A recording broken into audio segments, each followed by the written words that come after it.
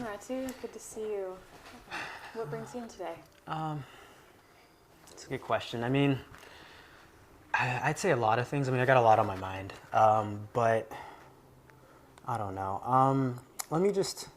Do you mind if I just kind of just talk about certain parts of my life, and then, Of course. I don't know exactly what's going on, but Of course, yeah. This is all about what you would like to do, what you would like to talk about. So okay.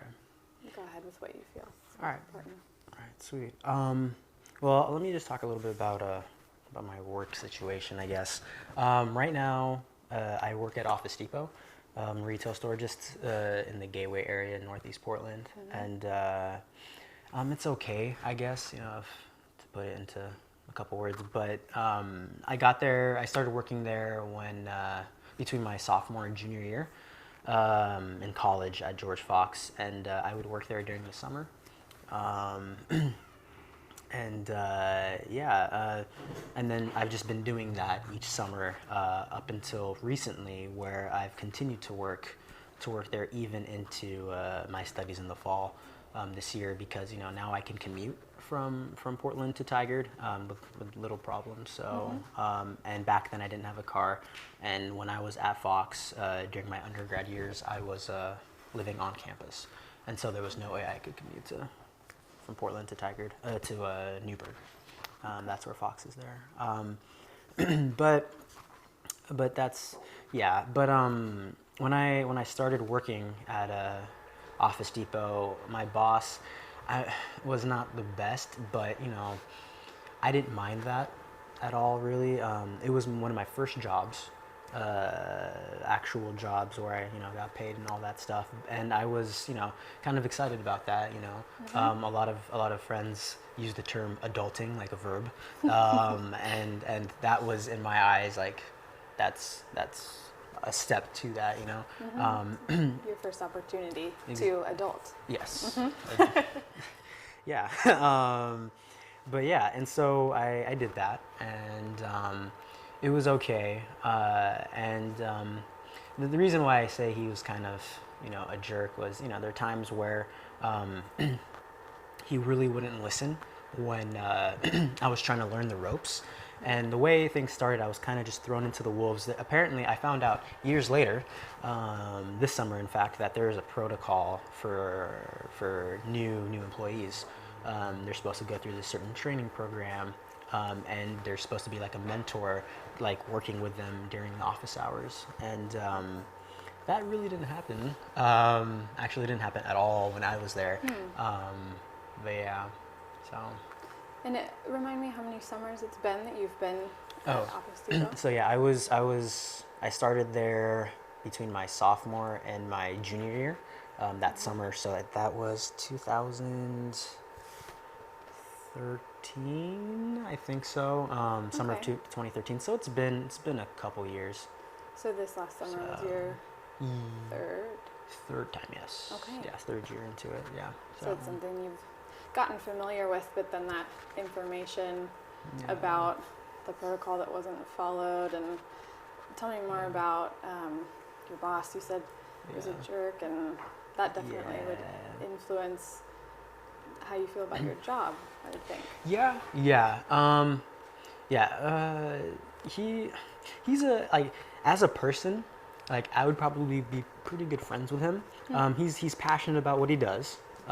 He enjoys his work to a point there, and he looks for the most efficient way to get things done. But I guess, I don't know, as a people person, when it comes to his relationship with his employees, especially new ones, I didn't think he did a good job. He didn't do a good job executing some of the things he needed to do. I wasn't, at least during my first couple of months there, I was not comfortable. Just in and of just him, not everyone else. The other coworkers were cool. They were nice, and they kind of helped me. There's actually a couple of coworkers are kind of like the mom figures of the store. Their names are like Bev and Sally, and they've been there for a long time, and they know, they're so experienced that they're just calm, about the whole thing. But anyway, that's kind of beside the point. I didn't mind my boss being a jerk because that idea of transitioning into an adult it was something that was so exciting for me. It kind of overrode the difficulties and the stress of Office Depot. But now, another thing I wanted to mention: a transition happened during my third time going into Office Depot. I got hired back by that same manager, but I never got to see him again because he was apparently feigning being sick and he didn't want to work at Office Depot anymore as a manager. And so because of that, he quit just without even coming in and going through the procedure. Wow. So yeah, and so this new person just came in one day and was like, yeah, I'm going to be the new interim manager, and she eventually became the full-on manager. And that was weird for me, I guess. So Tell me more about what you mean by weird. by weird, yeah, the way Rob, that's his name, the previous boss, the way he handled things, kind of like I was saying, he was super efficient, but he kind of winged it.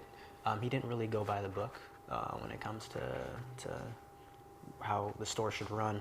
But this new manager named Felicia, she's just strictly by the book. She's super nice and she's better working with people.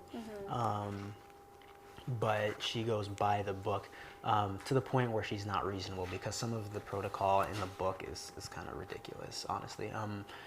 For example, I work freight, so I work the logistics side of it, and so I lift boxes and stuff with a team of people, and we have to have deadlines. And with Rob, although he would yell at us more and kind of vocalize that more, he was more understanding of the difficulties, because sometimes someone would not, like show up, and then we would have to cover for them. We'd have to like cover the floor, help customers while lifting the boxes and all that stuff. And so he would be more understanding of that.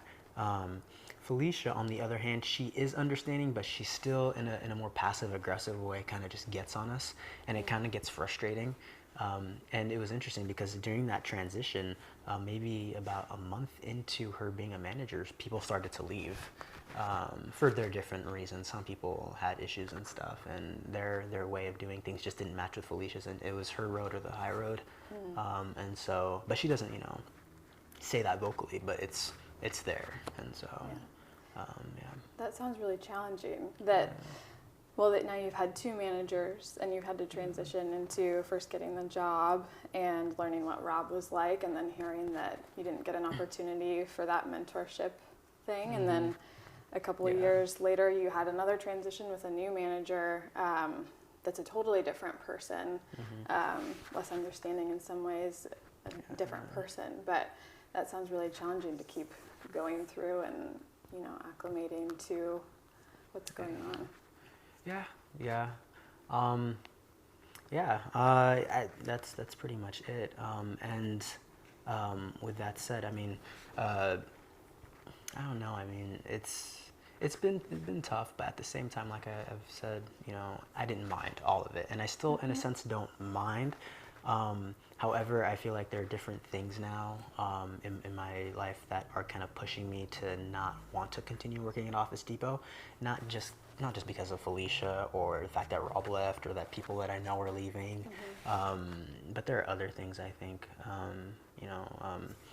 right now, I'm currently enrolled in George Fox's graduate program, and my goals now, and I didn't even figure out that I wanted to be a counselor until my senior year in college. I knew I wanted to do something with psychology, but I didn't know it was going to be counseling until kind of toward the end, like last semester. And so, but now, I'm enrolled in this. I'm enjoying it. It's great. And now I see that, and then I look at my job right now, and it's just like, well, this is nice, but it's kind of a waste of time.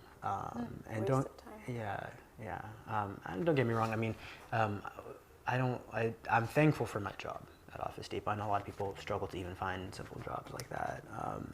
I'm not complaining at all in a sense, but at the same time, I just feel like I could do better in the sense, like I could use my time more wisely, use my talents more wisely. I work mainly the freight, and that really offers little time to talk with people and to converse. and to help them out with like stuff, for example, on the floor. And there's a lot of physical stress involved in that. There's a lot of at times emotional stress because people are like, you need to get this done, you need to get this done, and then there's people asking you to do stuff for them, and just like all sorts of commands from all over the place by a certain deadline. And so I just see all of that, and then I see the irrelevance of it in regards to my my pursuits, career pursuits as a counselor, and I'm just like, well, it's really not worth it. I've, you know, so yeah, I mean, I've been kind of looking for jobs, but yeah. So. Well, it sounds like the way you're balancing this, you're really thankful for this job and what it's been for you, but it is feeling much different from what you are now pursuing and maybe what you're wanting to be doing. Yeah. And you said you're looking into different things? Yeah. Yeah. Beforehand, you know, there was no need, you know, prior to graduating with my undergrad degree, there was no need to kind of look for a different job because I didn't have access to a car. And I could walk to Office Depot. So in fact, it was really convenient, and that was one reason, in fact, why I liked working there, or I didn't mind working there. But now I have access to a car, and now I have an opportunity to go out and pursue more relevant jobs. So that's something I'm looking into. A friend of mine actually recommended that I apply for an assistant teaching position within a church. It's not exactly the church that runs it, but there's an organization within the church called Joy Central in Northeast Portland, which is actually even closer to where I live, so that's even more convenient. And I would be working with kids either ranging from like toddlers to like elementary kids, and so that caught my eye, and I really enjoy that. And I've been applying, I just haven't finished because of all of the work with school, which is another thing altogether. So yeah. Well, that's a really exciting opportunity. Yeah. But something's been keeping you from that? Yeah. And in a nutshell, that'd be school. Not that I mind it. There's just been a lot of work with school. Yeah, like I said, I'm in the counseling grad program at Fox in the Tiger campus, and I love it. I love it a lot. It's just there's a lot of work. And with that said, there's a lack of time for me to like, you know, just relax at times and just have me time, and let alone apply for a job. So there's that. I've got that, and then I've got work, and then those kind of things kind of make it difficult to find extra time. Yeah. So you're devoted to a lot of things. I can see that the way you're talking about things, you really have a positive outlook on them, and you really want to do a good job. You want to do your schoolwork, and you're really dedicated to that. Yeah. But there are these other things you're pursuing, so it seems like you're figuring out how to make that all happen. Yeah, I think that's a good way of putting it. So, I mean, there's that, and like you said, honestly, that you nailed it on the head. I don't see this all in like a negative light. It's a huge opportunity, and I see all of it as part of me transitioning into an adult. But at the same time, I see the difficulties and the stress involved in it.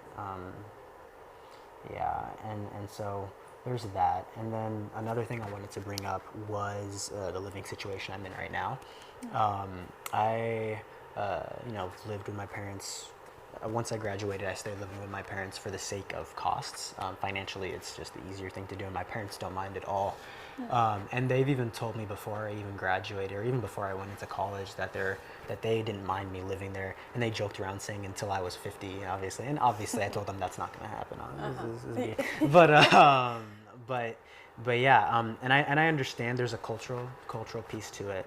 A lot of Ethiopian culture, and I'd imagine a lot of other like non-Western cultures, they very relational. They pride family a lot, and they see each other more as a family unit than as individuals. And so I understand that, and I'm super thankful that they understand it too, because they've told me, they're like, you know what, you're an adult. It's good for you to just live completely independently. We'd be here for you and all that stuff. And I'm super glad that they think that. At the same time, they're like, but you don't have to leave. You don't have to leave. You don't have to go. And so they're aware of that struggle too. So. And for that, I'm thankful. I've had a lot of friends whose parents don't understand at all. They're very controlling, and they don't understand. They don't see the growth that their kids have made, and they kind of treat them in a sense like a kid, in the sense of that control. They know obviously that they're adults and stuff, and they can make decisions, but that mentality hasn't left them. And I'm glad, super thankful that my parents are aware of that and see it clear enough for me to make my own decisions and stuff. So It sounds like you have a really great relationship with your parents. Oh yeah, definitely, especially my dad. Especially my dad. Yeah, we're pretty much best friends. So. Really? So yeah. Tell me more about your dad. He was a pastor for some time, and actually he was a pastor since I was about like a year old, and so. Yeah, and his faith has been super huge in his life, and it's influenced me so much, and that's why my faith is just like a cornerstone of my identity, of who I think I am as a person. I can't take away that faith, but there's certain parts of my who I think I am that I could take away, and I'd be different, but not terribly different. But that it would be a drastic change, and so. I know that he's played a huge part in that, and he's taught me what it means to be a good father. When I think of my relationship with God the Father, I'm a Christian, and I see that, and I don't have any problems relating to that. I can kind of get a good sense of what that is like because of my relationship with my dad. So, so you had a great example. He's made a huge, super great example. So for that, I'm super thankful. But I still kind of want to talk a little bit more about just the family situation, okay. And so, or the living situation. With that, I mean, there's a part of me that wants to move out, yet there's a part of me that also kind of just wants to stay there too and kind of take care of my parents. They're kind of getting up there in terms of age, and part of me just wants to be there and kind of just take care of them and stuff. My dad works a job that he's not super fond of. He's like a medical transport driver. And with that said, part of me like just wants to take care of them. It's a small motivator. It's not my main motivator, but it's one of my small motivations for completing my master's degree so I can become a counselor and make enough money for them to not have to work. Just take care of them. And so part of me wants to stay. At the same time, I know I should be completely independent. I'm at a point where I can be. I can easily move in with some friends near to the school, keep the car that I have, and things would be much easier. And my parents, they understand that and they like that idea too. But both of us, I just think, we struggle with both ends of it too. So I don't know. Tell me more. So both options, both ends, are you staying or you moving out? Moving out, yeah. Moving out, yeah. Okay. Yeah. So that sounds like that would be a big decision to move, but not only to move and go through that whole process, but to leave your parents. Yeah, exactly. But that sounds like a big thing to think about and something you've been thinking about, contemplating about. Yeah, it has. I mean, I don't know at this point what to do. Maybe if I wait, I don't know, if I wait, it'll be clear. But as of now, it's okay. I don't mind living at home. But there's a part of me that wants to, move out. I see some of my friends who've done that already and they're transitioning. And part of me thinks, oh, I'm less of an adult if I don't do that at this point. But then I catch myself, I'm like, that's ridiculous. It's all about the context and the situation that I'm in right now. And so, that said, I guess I'll just wait it out type of thing. And there were things that made it kind of unfeasible too. The job that I work at Office Depot is minimum wage, and so there was no way I could really do that and then take care of food costs and all that stuff. So I thought about that too. But I don't know, just as I get a more well-paying job, and kind of equip myself to be ready to do that is just something I've been thinking about. So yeah. Something I'm wondering about. So it sounds like the financial piece of it is that's what you're waiting for to figure out in a way. So if money was no object, as maybe you've heard people say, how do you think that would influence your decision, since you do feel maybe a responsibility and a love for your parents, obviously, that you want to take care of them while also feeling like it would be great to get out and be an adult or whatever. So when you say like, if money was not an issue, or if money was not a problem at all, would that cover any context in my life? In that sense, or would based on like this decision? Yeah. So if it wasn't as much of a problem to cover costs and things, do you think that would make a difference in your decision for your living? I'd imagine it would. Yeah, I think if money was not an issue at all, and just in regards to whether or not I move, I think I would. Yeah, I think I would, and I would explain it to my parents. And I know if I get to a point where that is the case, which eventually it will be, I'll explain it to my parents, and my parents, I know will understand. But I guess my problem isn't gonna.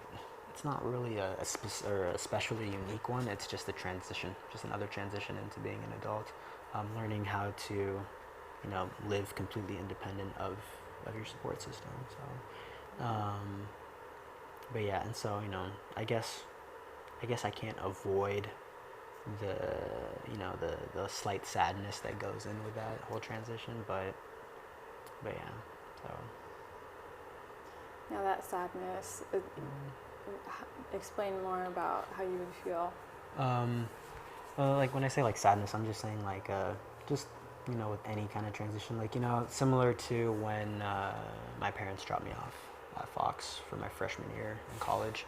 There was that kind of, I guess for them would be the idea of letting go, because they're learning, I guess, how to let go bit by bit. And then this transition for me, living with them to moving out, would be another step toward letting go, I guess, for them. So, and in a sense for me too, because I'm letting go of that support system, and to me it feels kind of like one of the final ones, because after that I'd be on my own type of thing. I mean, of course I'd visit them and all that stuff, and even ask for help if I need it, but yeah. And so just a part of me I'm eager to get into that, even though I know there's going to be parts of it that suck compared to living dependent on my parents. But I'm more excited for that kind of thing. And so I don't know if I'm impatient about it all. I don't know why. That's why I'm a little restless, but I don't know. So yeah. It definitely sounds bittersweet that it would be another letting go moment, both for your parents and for you. And that transition, again, it sounds like it's been a really transitional time for you in the past few years. And that would be maybe the final one, as you said, with that relationship you have with your parents. Yeah, definitely. Actually, the more I think about it, it's in these last 3 or 4 years that a lot has happened in terms of my maturing and coming of age and trying to grow up. It was only about 4 or 5 years ago that I was a senior in high school, and now I'm transitioning through all this stuff, getting a job, going to school, living on my own in George Fox undergrad, and then coming back here to Portland and living with my parents again, and then continuing that job and now looking for other jobs, and all that stuff can be a bit, I don't know, not frustrating, but new, and because it's new, it feels a little bit overwhelming. It's I can handle it, but there's that newness that is kind of makes me, it's like a little mixture, I guess, of apprehensiveness and excitement. It's like it's a really weird jumble of feelings. So yeah.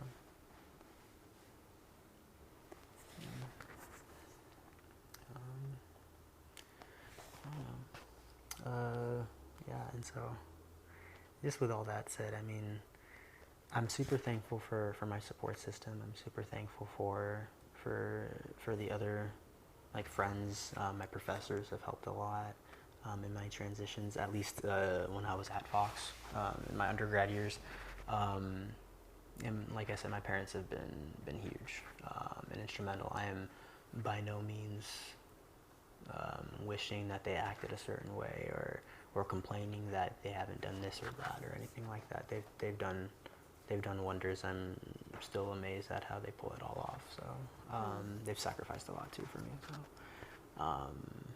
So yeah, and I mean, with that said, I mean, like I said, I was thankful, but at the same time, there's stuff that I feel like is just that I should be moving along through that I'm not yet. So it just kind of feels like I'm stuck at a point where I should be at for some time and then move on from. Whereas right now I feel like I'm still there. If that makes sense. Stuck. Yeah. The stuckness. Yeah. Well, I wanna hold on to that. We're coming to the end of our time, Okay. but that's being stuck. That with all these transitions and new things and reflecting on old things, I want to commend you on how aware you really are and how you express how thankful you are for things, and you realize there are new opportunities, things like that. You're very aware and gracious about things, and I think those are some great qualities. Thank you. I've really enjoyed hearing from you, and I want to thank you, and I would love to talk more about what that means, and if you look look for those situations where you're feeling stuck this week, and then maybe come back and we can talk about those next week. That may be somewhere to start. Sounds good. Sounds like a plan. All right. Awesome. Thank Sweet. you. You're welcome.